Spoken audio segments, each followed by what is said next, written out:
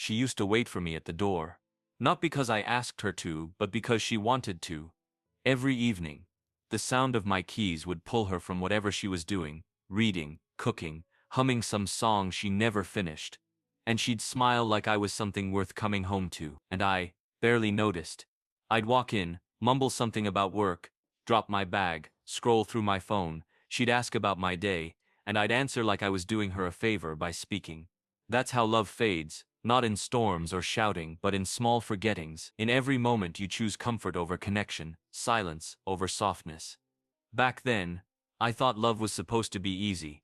That once someone loved you, they always would, no matter how carelessly you handled them. I thought her patience was permanent. I thought she'd always stay. But love doesn't die suddenly. It erodes, quietly. I remember the first time I noticed her eyes stop lighting up when she looked at me. We were having dinner at the same restaurant we used to call our place. She was right there, across the table, but it felt like talking to someone underwater. Her laughter sounded polite, her words practiced, and when she smiled, it didn't reach her eyes. She was already leaving. I just didn't know it yet. For months she kept trying to make me talk, trying to make me feel, trying to make something out of the pieces I kept dropping. I told myself she was overreacting. I told myself I was tired, stressed, busy. The usual excuses men hide behind when they're afraid to look in the mirror. But here's what I've learned. There's no such thing as being too busy for the person who makes your world softer. There's only being too blind to notice they're fading right in front of you. She stopped waiting by the door. She stopped asking about my day. She stopped reaching for my hand when we crossed the street. And I didn't even ask why. The silence between us became a living thing, heavy, familiar, almost comforting. It's strange how you can grow addicted to distance when it keeps you from facing yourself. Then one morning, she didn't say goodbye. No fight. No tears. Just a cup of coffee left on the counter and a note beneath it. Take care of yourself. That was all. 4 words. No accusation, no anger. Just quiet love that had finally run out of places to live. For days I told myself she'd come back. She always did before. She forgave easily, too easily. But this time, she didn't. And something in me broke. Not loudly. Not all at once.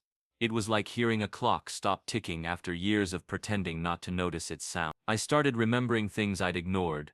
The way she used to trace circles on my wrist when she couldn't sleep. The way she'd whisper ideas for our future, half dreaming, like she was painting our life in air. And I realized I'd been given a kind of love people write books about, and I treated it like background noise. Love doesn't leave suddenly. It leaves the moment you stop tending to it. The moment you stop listening. I saw her months later at a bookstore we used to visit. She looked different. Not in the way people change their style or cut their hair, but in the way peace changes someone. She wasn't carrying that weight anymore. The weight of trying. She saw me too, and for a second, something flickered. Recognition, maybe even tenderness. But it wasn't longing. It was gratitude. Like she was silently thanking the past for teaching her what not to chase. We talked for a bit. Small things, work, weather, old friends. Her laughter sounded lighter, free.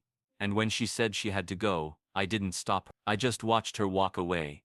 Not out of my life this time, but out of my shadow. That night, I went home to the same quiet apartment, the same untouched couch, the same kind of silence, but it felt different. It felt like a punishment I'd written for myself. People always say you don't know what you have until it's gone, but that's not true. You know, you just believe you'll have more time, more chances, more tomorrows to say the words you kept saving.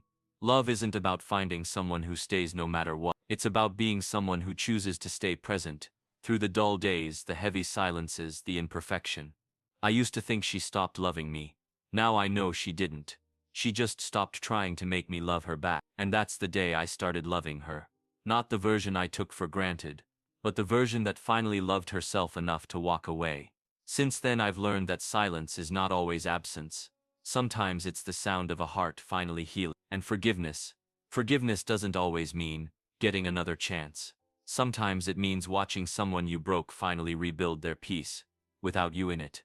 I don't hate that ending anymore. It hurts, yes, but it also taught me something the noise of our love never could. That real love is not proven by how tightly you hold someone, but by how gently you let them go when they're done trying to reach you. And sometimes the deepest kind of love comes too late. arriving only after the echoes have faded, after the warmth has gone, after the last door has quietly closed. But even then it teaches you something sacred. That love is never lost. It simply moves on to someone ready to receive it. And when I think of her now, I don't think of what I lost. I think of what she found. Herself. And maybe that was always the point. Because the truth is, he only loved her deeply when she finally stopped trying. And in her silence, I finally heard everything she had been saying all along.